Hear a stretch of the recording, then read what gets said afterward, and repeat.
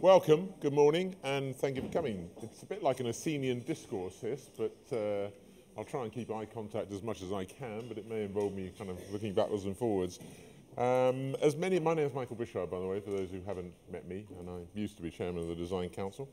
As many of you will know, the new Design Council intends to organise one design summit every year, and in addition, 2 or 3 forums on major design-related issues. And the Design for Growth Summit in the summer, which many of you were at, I think most people agree was a great success. And this is the first of the subsequent forums, asking the question, should government have an explicit design strategy? Now, in the first session this morning, we're going to be hearing what's happening around the world, particularly in Denmark and in Australia, and what our own government departments, particularly the DCLG and BIS, have in hand. And after the break, we're going to have a good old-fashioned debate for and against the proposition. But as I said at the summit, the point of these occasions is not that you come along and politely listen to our speakers, although that would be nice, but actually that you do participate. Because on this occasion, you're part of the performance, and what you have to say is just as important as what anyone at this side of the rostrum says. The other challenge is for us to end up with some useful outcomes.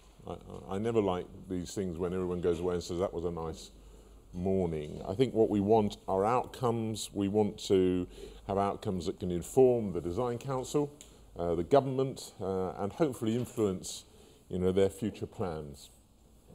As chairman, I'm supposed to be entirely neutral on the main question of the day, but I'd thought in that spirit of neutrality I'd throw a few questions your way at the beginning of the morning. I mean, would a design strategy help articulate the part which design can play in restarting Britain? And I don't think we should be under any illusions. That's the business we're in at the moment, restarting Britain.